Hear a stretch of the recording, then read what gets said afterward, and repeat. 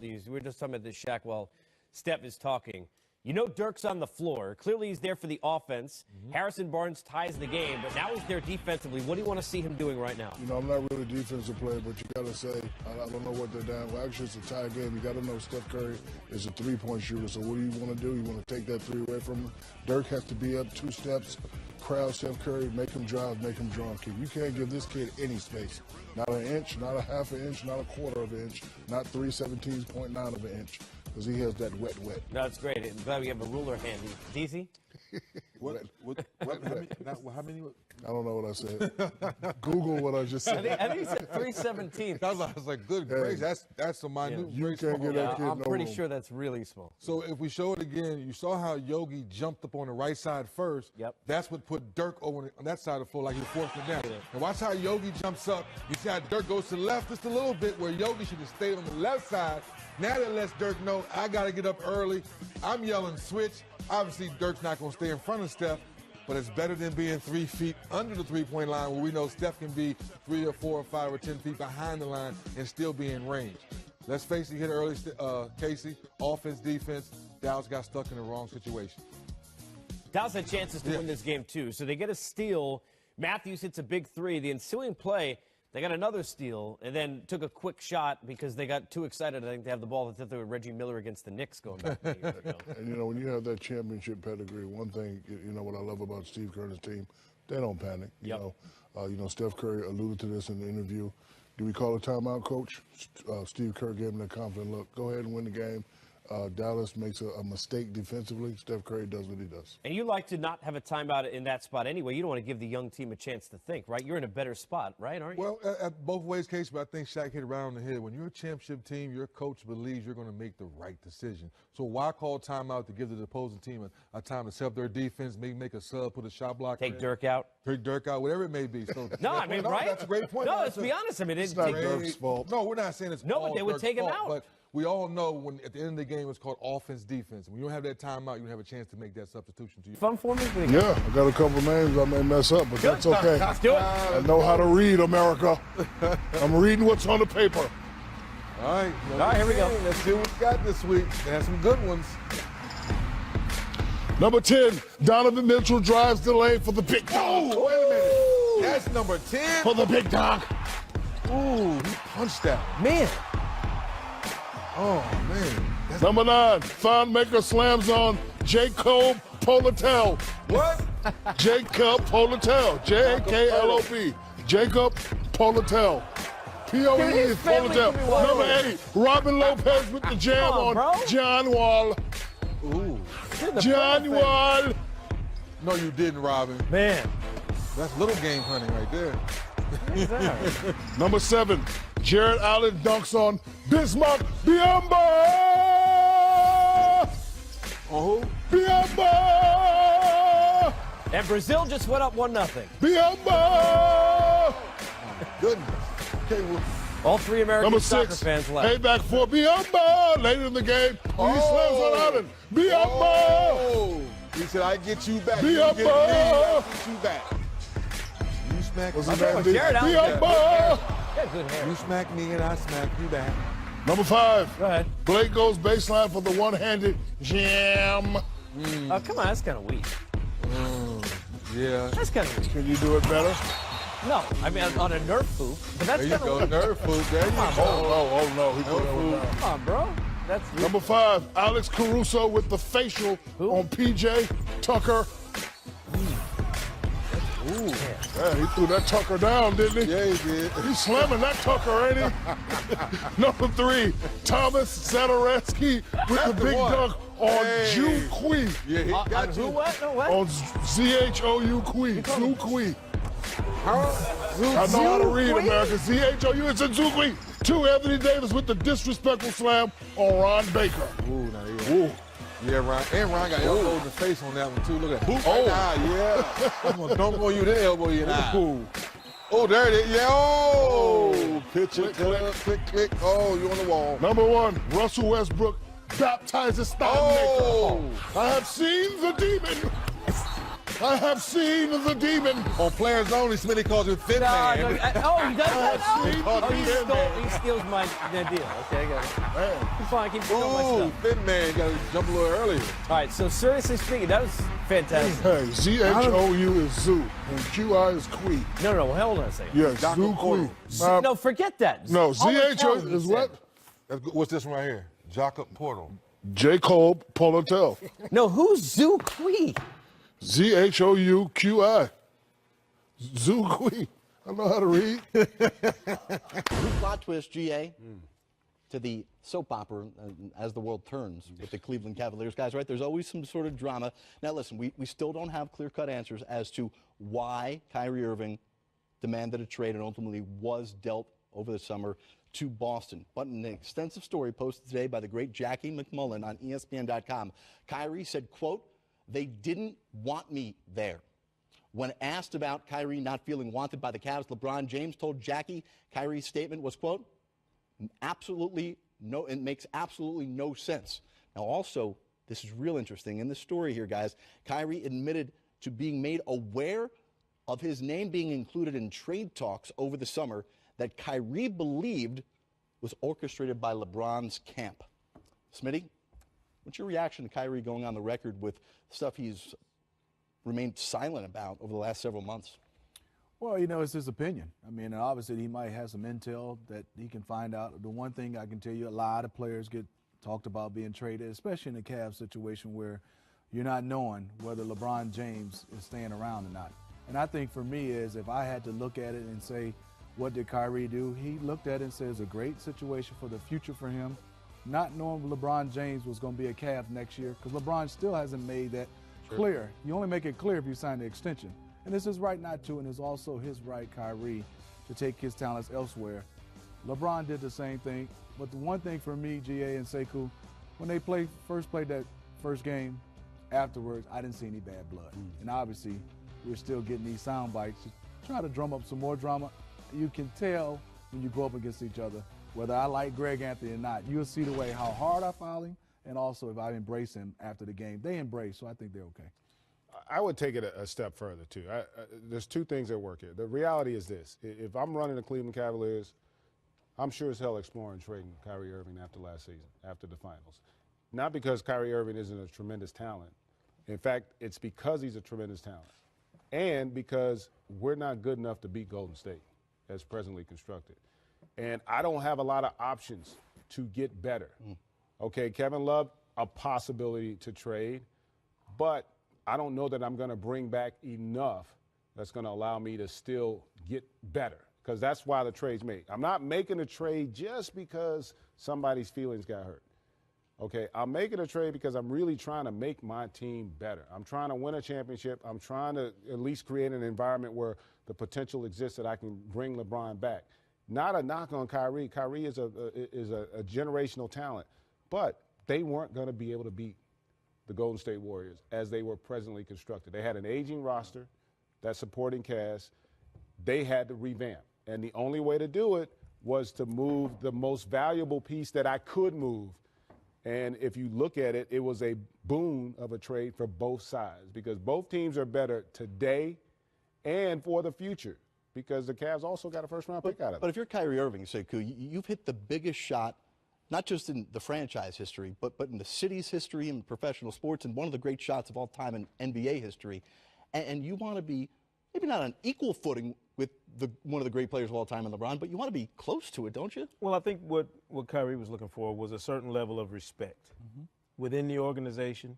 He can't control the outside perception of what's going on around there, but within the organization, when you're walking in those hallways and you're dealing with people that wear the Cavaliers logo on their shirts every day, Kyrie wanted to be treated accordingly, like the guy you mentioned, Jared, who hit the biggest shot in franchise history, who helped bring that championship along with LeBron James to Northeast Ohio. And I think, and this is me speculating like everybody else, because we haven't heard these two guys speak to this on the record out loud for everybody to hear. If he felt like at his age, at this stage of his career, after winning a championship, he deserved to be treated with more respect than to be shopped. That's his right to ask for a trade. The funny part to me is that lost in all of this is Boston was not on his list of teams that he wanted to be traded to. This is a deal that came up out of nowhere, basically. Nobody was talking about the Celtics. Minnesota was mentioned, New York, there were other teams. Phoenix, not Boston. So for that to happen, to me, says that there's a whole lot of other things that went on after the fact that made this happen. And yes, GA's right. It ended up being a great deal for both teams. Guys, as you know, David Griffin ran the Cavs basketball operations department up until June 19th. Today, during his weekly appearance on SiriusXM NBA Radio, the former Cavs GM told the guys on NBA Today that while Kyrie told Jackie McMullen that he didn't feel wanted in Cleveland, Griffin never received marching orders to ship Kyrie out of Cleveland. LeBron nor his people ever asked me to do anything relative to the roster at any point, including Kyrie. They never came to me and said, we want XYZ about any player, least of all Kyrie. So that's one. Second, the organization absolutely wanted Kyrie there. But the organization has one mission, and it's to win championships. That's the only thing that Dan Gilbert views as success, and that's the only thing the basketball world views as success of that franchise. And if Kyrie did not want to be part of that, it was my job to tee everything up to make deals once we knew that to be the case.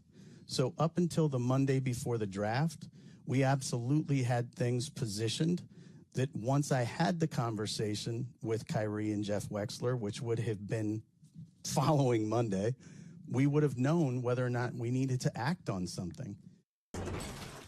Sekou, what do you think? I mean, I think from his position, that all sounds right. And all you can do is operate from the position you're in during this time. The thing I would quibble about is Kyrie Irving asked for a trade. Regardless of what went on before he asked for it or afterwards, once he did that, there was no turning back. I know a lot of people talking during the summer about, well, they can work this out, they can do this, that, and the other. I said it repeatedly, and I stand by it. The minute he decided he was going Smitty and GA, Jared, there was no coming back because you don't divorce yourself from that winning situation and then walk it back in training camp and try and, make everybody feel better. I know that's been done in the past. I know people talk about Kobe Bryant when he demanded a trade and then stayed with the Lakers. That was a different era. That was pre the social media era when all of this stuff shoots out into the universe instantly. The rumors, the speculation. And the damage that was done to the relationship between Kyrie Irving and LeBron James was irreparable at that point. I don't know how they would have come back in camp, in a sit-down, anything to repair that. Once Kyrie made up his mind, and I'm behind him 100% if he wants to take his talents elsewhere and pursue his basketball dreams in another place. That's his right. That's his prerogative to ask for the trade. The Cavaliers were the ones who acquiesced. They're the ones who made the deal happen. I'm with Sekou. I mean, as a player, you can ask for a trade. They don't have to, but when you have a player like Kyrie ask for a trade, obviously you oblige. And to GA point, it worked out well for both squads. We have a conversation right now where I don't know if Boston has enough to beat the Cavs, but there's some scenarios where you're saying they can be competitive, things go right with them. You wouldn't be surprised if they got a chance to beat the Cleveland Cavaliers and go to the finals because they have a team right now that can compete. Before this trade, I could have came here and said Cavs going back to the finals. Yeah, Washington, Toronto. But right now, the Boston Celtics have a legitimate chance to beat the Cleveland Cavaliers, and the Cleveland Cavaliers have a legitimate chance. Their ultimate goal is to win a championship. But is that contingent on Isaiah showing us a lot more of what we saw last night? Well, Isaiah's talent, we know, right? Isaiah, the only thing is him is his health. I mean, and that's for every team right now that, in my opinion, the teams right now that we're saying legitimately has a chance to win a championship, Cleveland and Golden State. If they're healthy, they have a chance to win the championship. But if you have a guy like this, who I thought he played extremely well, GA, last night, but he's still not all the way back. Half step slow. He's still a half step slow, and I think he will get there, but we're not doctors, and we don't know his body. And let me say this. I think Cleveland was going to win the East with or with Isaiah Thomas, in my opinion. It's not that Boston is a better team. What you got to also factor in, Boston's going to be reliant upon a lot of young players. We're looking at this. This is the regular season. This ain't the postseason. It's a different dynamic, different game. So that trade also, we're missing over two things here. One, Kyrie, in order to find out how great a player he is, he needed to move on because there was no guarantee that LeBron's coming back after this year, right? And with young, great players, they all want to find out. Kyrie thinks he's every bit as good as LeBron, and he should. Most of the great players feel like James Harden, he feels like he's the best player in the world. Like, that's one of the reasons why they're great. And in order for him to get to where he thinks he can go, he needed to be out from under the shadow of LeBron James. From Cleveland's standpoint, they couldn't win it as presently constructed a season ago. They had to have a significant shakeup. That's what losing does. When Golden State lost to the Cavs, what did they do? Well, they also had the opportunity to get that ain't one what of the they greatest free agents well, of all time. they went out and got a better player than anybody they have on their roster. Right. Okay, my point being, they went and revamped and improved their team. Something you That's said, what GA, Cleveland had to do. That's why I really go back to. LeBron leaves. Kyrie in Cleveland. Kyrie didn't want to be there without, and we're not saying LeBron's leaving, but there's a real chance he could. And if I'm Kyrie, I would not want to be in Cleveland without LeBron James. He's in a better situation without LeBron James in Boston. He didn't want his fate tied to whatever LeBron's decision was, and that's his right as a great player in his own right.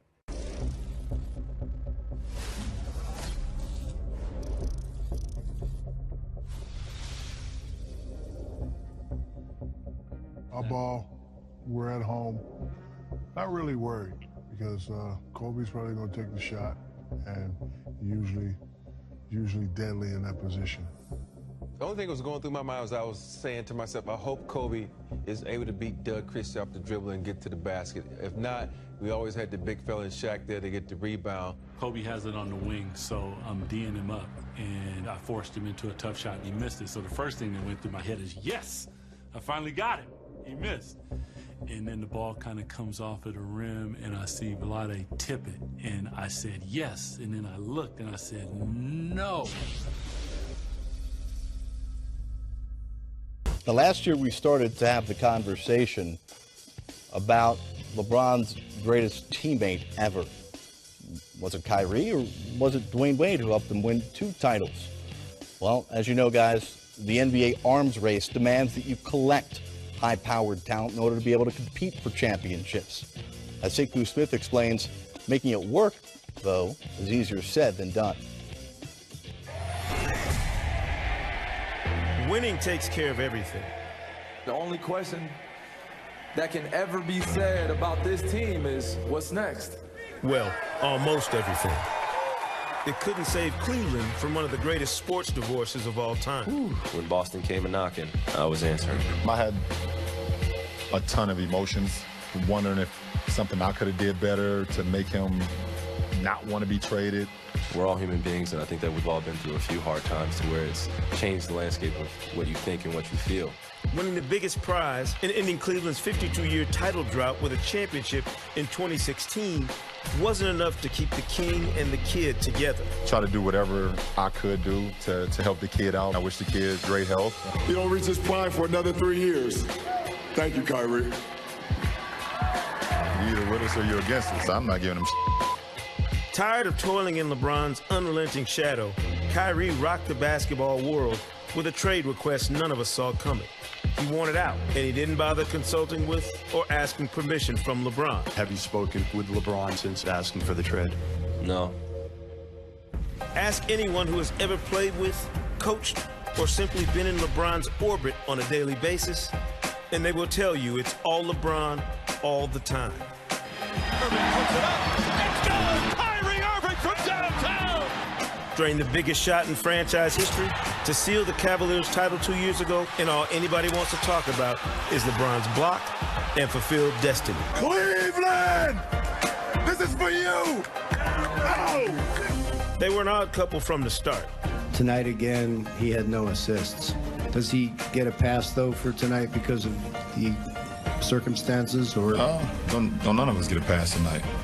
It's not just Kyrie. Kyrie was the result of LeBron's departure from Cleveland to Miami, where he would lead the Heat to championship glory. Not 2, not 3, not 4, not 5, not 6. Kyrie, the #1 pick in the 2011 draft, was handed the keys to the kingdom. I'm not really looking to replace LeBron, honestly. I'm just trying to be Kyrie Irving. He was the face of the franchise. That is, until LeBron decided to bring his talents back from South Beach, days after Kyrie had signed a max extension deal on his rookie contract. I'ma do what makes my city and my state happy, and that's why I came back. I love you. I'm back. LeBron never bothered with the courtesy of consulting with Kyrie about that. So instead of leading the Cavaliers out of the lottery wilderness and back into contention in the Eastern Conference, Kyrie was forced to play the role of sidekick when the prodigal son returned home. 3 years of winning at the highest level, of cementing himself as a champion and superstar, and being little brother and playing into the LeBron as father figure narrative was clearly enough. So what type of parental role has he played for you and your teammates, LeBron? I have one father. That's my dad, Frederick Irving. Any notion of mending fences during training camp or repairing the damage to a relationship that was never as warm and fuzzy as we were led to believe disappeared on a long, hot summer of passive-aggressive subtweets and social media digs between the two.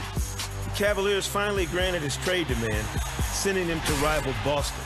And just like that, they went from teammates riding through downtown Cleveland in the championship parade to rivals, bitter ones at that. Someone has to win this next step to prove that they don't need the other to be a champion. The only question is, who gets there first? Because for the both of them, until further notice, winning and winning big without the other is the only thing that matters. Good stuff there, Sekou. You've been an essay machine lately. Good job, boy. I got talent. I can't get on players only, so I got to do something. Right? Hey, man, let's do writers only. Writers only. I talked to David Aldridge about it. We've been trying to work on it. We need somebody, Writers only. You can get on players on if you really want to. Just come on in with me and GA. Yeah. I take a quarter off. You can take, matter of fact, you do a half. Watch out. It's after 9 o'clock. Watch out. I don't know if you're going to be able to make it. Watch out now. When you were putting this piece together, as you look back at the relationships on and off the court, you learn, the cost of playing with LeBron, ultimately, the reward is you think you're going to have a shot to win a title and maybe you win one. But it's not always easy. It's not just, it doesn't work just by stepping into the gym. Well, it doesn't work for everybody the same, Jared. And I think the shock for Kyrie was, think about it. He signed a huge extension on his rookie deal, and then LeBron comes back to Cleveland. All the dynamics shifted. So you didn't have a situation where Kyrie was a part of the recruiting process necessarily, where he could be on board with the idea of LeBron coming back. All of that was handled above and beyond where Kyrie Irving's control was at the time with the franchise. I just think it was a shock to Kyrie's system, and one that maybe he never really got a chance to come to grips with. Because when you get in that LeBron fishbowl, Smitty, GA, you guys know, LeBron brings with him a different level of scrutiny for not only himself, but everybody involved with the organization around him. So Kyrie didn't get an opportunity to really ease into the prime physical years of his career in Cleveland because you had the LeBron effect. And I think we often overlook little things that happen along the course, and along that path. Kyrie didn't get a chance to play a healthy finals his first time around. Second time around, he makes the shot, hits that huge shot, biggest shot that everybody says is the biggest shot in the history of, Cleveland Cavaliers basketball. I just feel like he wanted a certain level of respect after he hit that shot and after he did what he did to help bring that championship to Cleveland. And I don't know that it was ever given internally. And I'm not knocking anybody or pointing fingers. I'm just saying if that's his perception, if that's the way he viewed it, that's why you saw him take the actions that he did to demand a trade. And Kyrie got his wish. He got moved and got a really good situation in Boston. All-star swap, right? The two best teams in the East, trading point guards, as you guys discussed last night. I will say, though, since he's been in the league, the LeBron effect, every organization. It's effective. Every individual has benefited from the LeBron effect. Well, now we'll see. It's been all positive. How it works with Isaiah being incorporated, and obviously his health a big part of it. He won't play tonight. He's riding the bike before the game. And Isaiah did speak to the media, admitting that his Cavs debut last night wasn't just another game.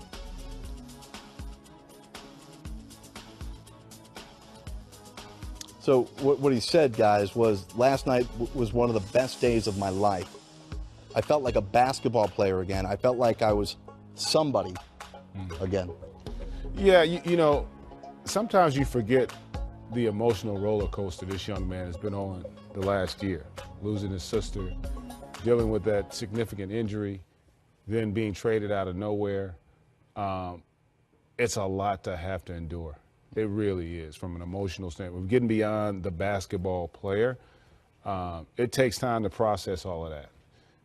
And so now I think he's finally, with the ability to get back on the court where he probably feels free, it's kind of taken some of the stress and the anxiety out of his world and allowed him to get back to doing what he loves. Because when you're rehabbing, there might be a little basketball involved, but you're not going to work like you're used to every day. And I think for me and all of us who's been around there, when everybody said it was his hip, I never really got what was really wrong with his hip. And so that has to be scary. And first of all, he's still 5'7".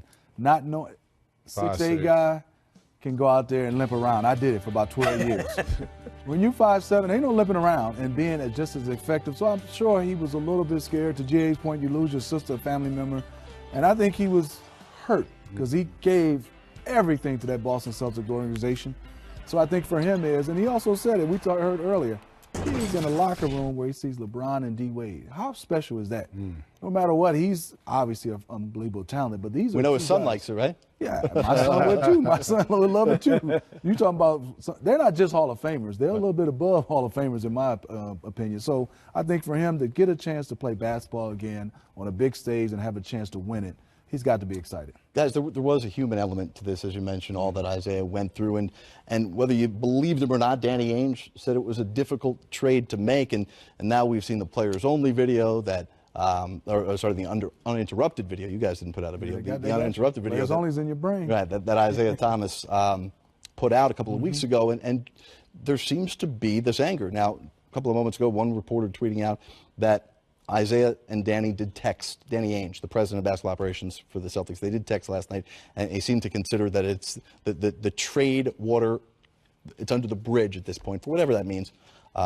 He also added, Isaiah, that it would have been nice if Danny would have sent him a Christmas card, but he didn't do it. Well, why does this matter? Like, why do we care if a player is upset with a president of an organization? Well, I think we care because of the circumstance, because of the context of the situation. Everybody was captivated watching him perform in that playoffs after what he went through in his personal life, losing his sister the way he did. So there was a kind of an understanding that, hey, this is a guy whose story everybody had followed since he was the last pick in the draft, and it seemed like he had finally found his NBA home, a place where he could not only be the player he thought he could be, but an all-star and an MVP candidate and a guy who leads a storied franchise back to prominence. And for him to get moved the way he did was a shock. It was a shock to his system. It was a shock to the NBA system because of the context of it being Cleveland and everything else. I watched the Players Tribune video. I went back and watched all the stuff he talked about. He laid his heart out. I mean, he really said exactly how he felt and talked about how much it ravaged him and his family to get traded in the wake of what went on. So, I mean, it makes sense that there would be some hard feelings. I'm glad that they've seemed like they've gotten past it, though.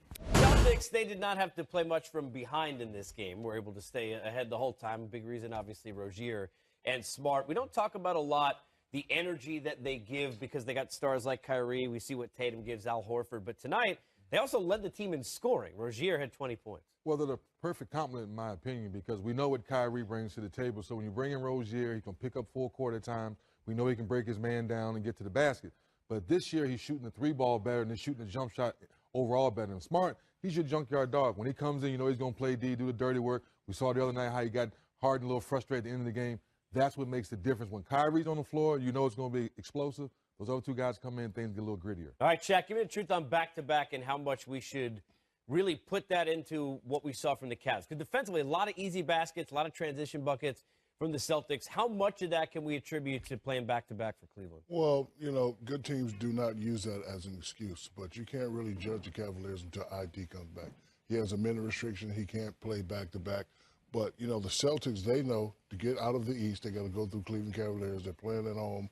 IT's coming back. They just came out and played with great energy. When you're a veteran team, sometimes you go through the excuse, hey, it was a back-to-back. But I think Boston was really ready tonight. You know, by them winning this game, it was good for their psyche. You mentioned IT. Obviously, we don't see him on the floor tonight. It was great to see him. And look, you got 17 minutes and 17 points, 19 minutes. Pretty good first game, but nice ovation from the crowd. Regardless of what happened in Shaq said with the business aspect, that wasn't the relationship with the city. And after everything that he went through, and look, you've been through it, with the loss of a family member, I think that relationship will continue to be tight no matter what. For 2.5 years, in that organization, the fan base saw what Isaiah Thomas gave them. So I thought it was an excellent job for them giving the stand ovation. After the game, having the fans, the ushers, some of the ownership group, different people that I know that he touched their lives in just a short 2.5 years. But sometimes you may be in an organization 5 to 7, sometimes 8 years. But let you know he put his imprint in that community as well. So happy to see everyone do the right thing for him. He's a classy guy, took the high road. We know he's handled this well, Shaq, regardless. But how tough is that? You're in the building. You can't play because you can't play back-to-backs. He will at some point. You want to get out there because he's a competitor, and you know there are some rough feelings, and he's running into people, that locker room, that whole thing. And what's that like really from a player standpoint? You know, it's a rough feeling, but at this point, there's water under the bridge. I'm sure he wanted to play tonight, but again, you know, the people in Boston, they really love and respect a guy that comes there and is a hard worker. He's only there 2.5 years. He did that. The town loves him. If he does have beef with somebody, it's probably with Danny Ainge. Rumors are they had a behind the door closed meeting. I don't know what was said. It really doesn't matter what was said. But again, you know, it's different reasons why you get traded. You're a disruption to the team. We draft you and you're not doing whatever, or the business of basketball. And, you know, for his circumstance, it was the business of basketball. You know, Danny Ainge said, you know, we got a guy that's a little bit older, deserving max dollars. We have a disgruntled player in Cleveland who's the same, sometimes better. I'm going to go with the younger, disgruntled guy out of Cleveland, and they traded him straight up for Kyrie Irving. No regrets at all. All was said was a destination that I would love to go to. There wasn't, hey, gunpoint to the head, send me here. I just stated somewhere I wanted to go play. You ask 80-70% of guys in the league if they would love to go back home and play in front of for their city, play for their home. That's all I stated. I would have loved to go back home and play for my city.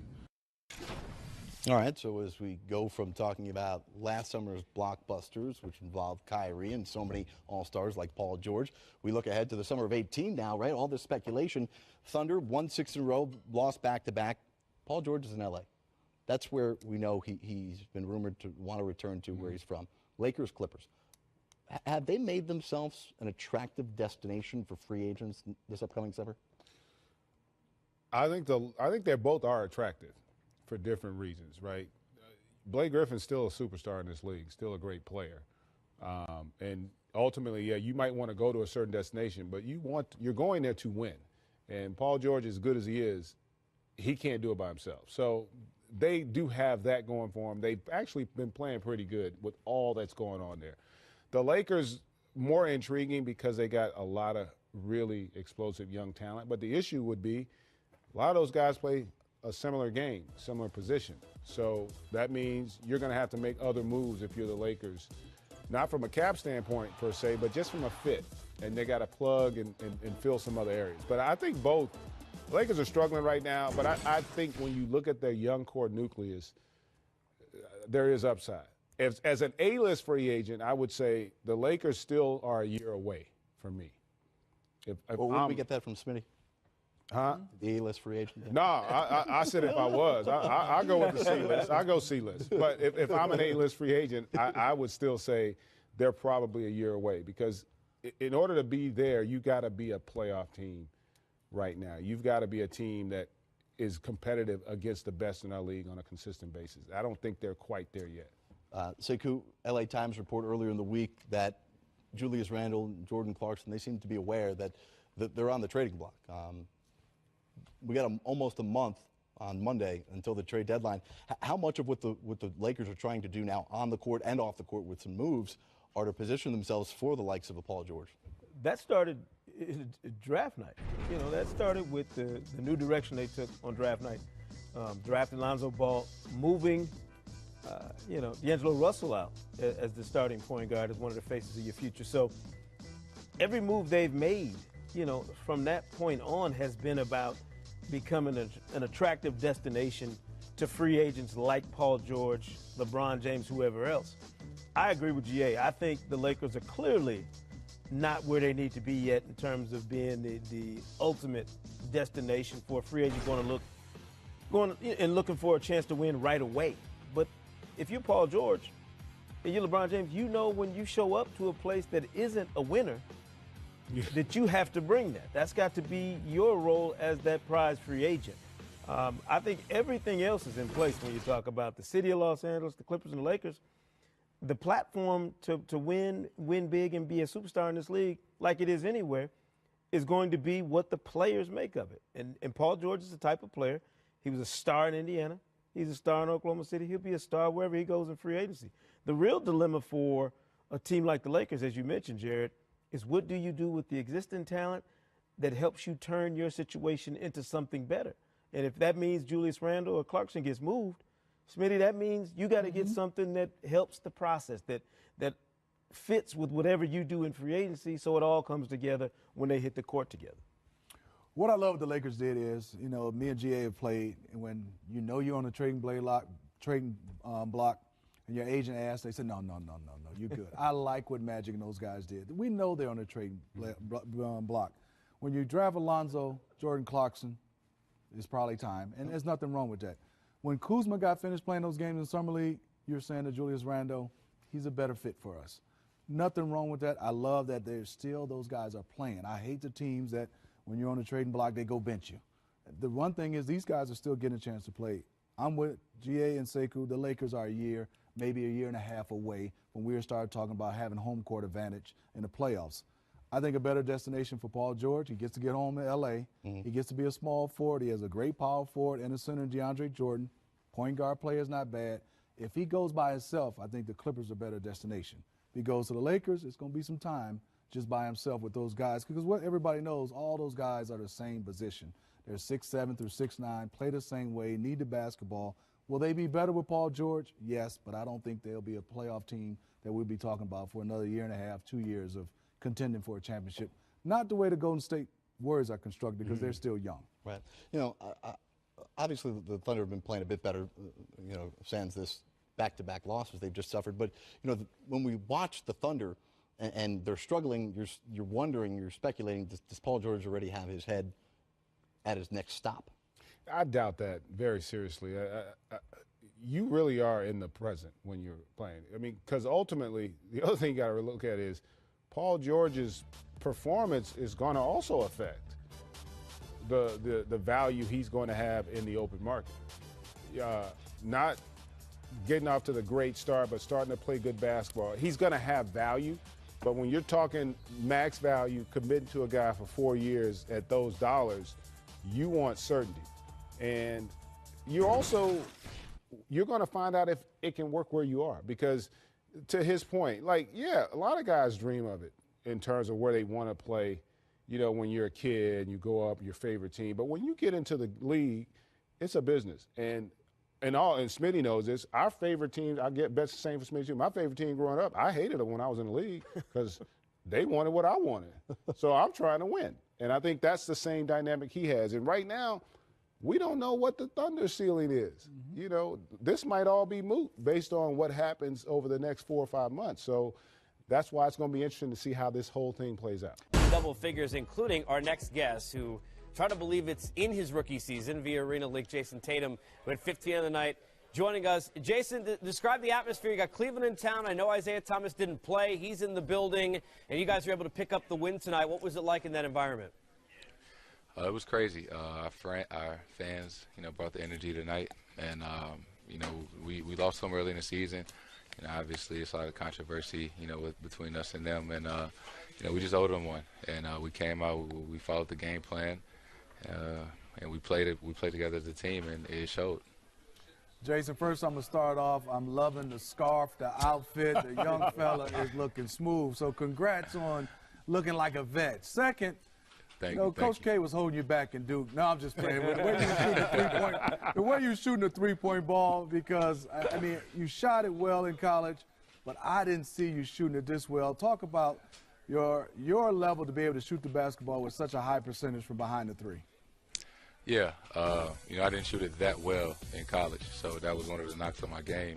and just trying to expand my range and just become a better player. So that's what I really worked on, during the pre-draft process, every day.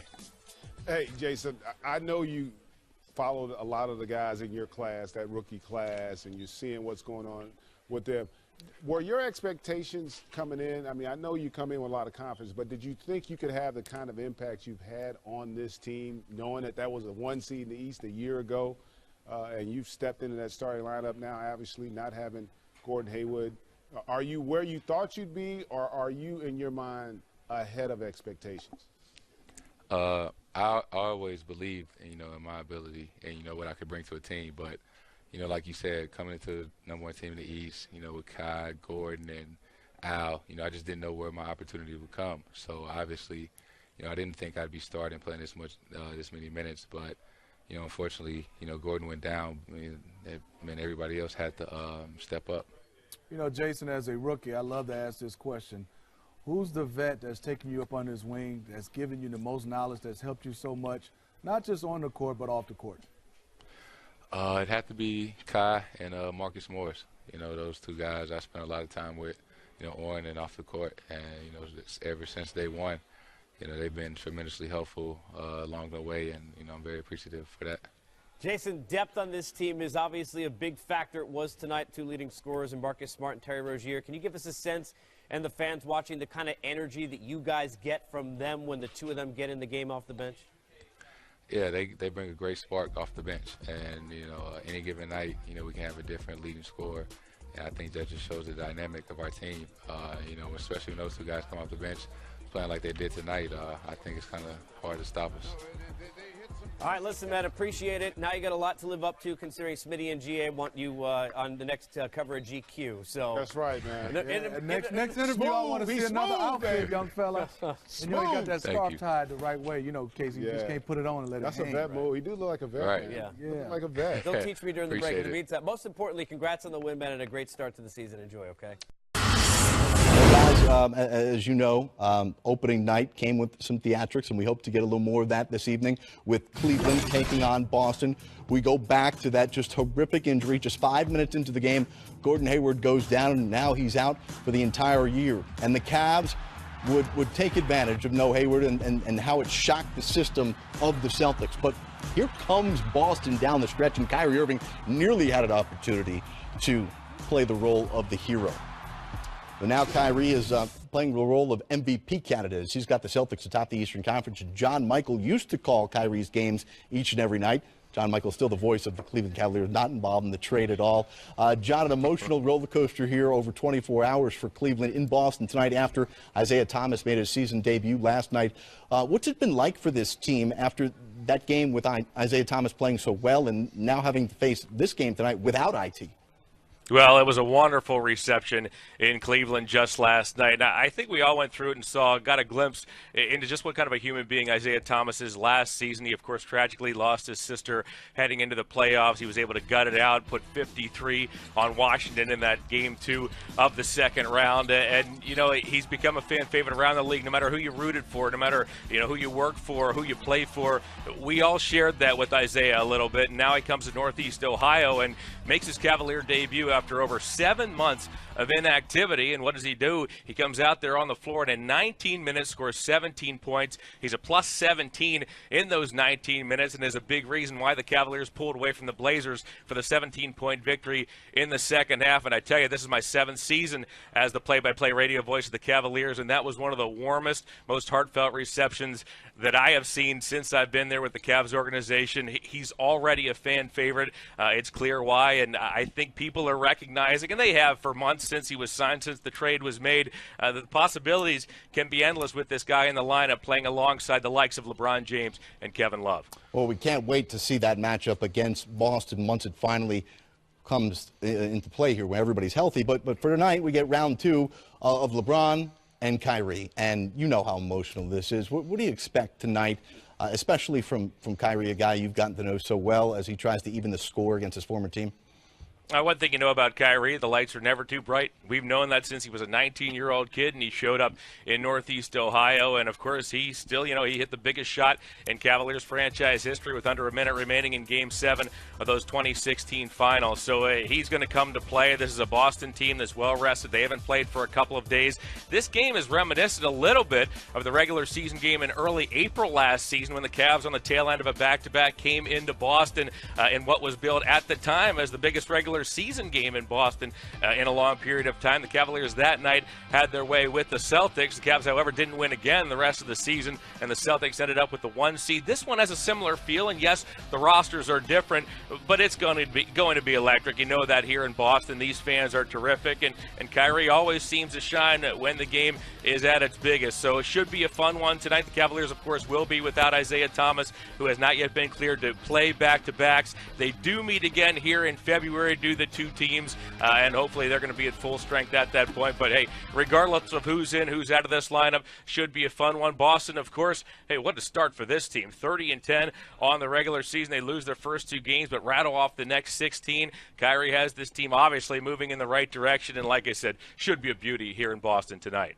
John Michael, check you out on League Pass Audio tonight, the radio voice of the Cleveland Cavaliers. Thanks so much for adding some perspective from the Cavaliers tonight as they head into Boston, looking to make it back-to-back wins after 3 straight losses. Can you describe what you're feeling right now? Man, I'm so hyped right now. I set out a goal to bring a championship to the city.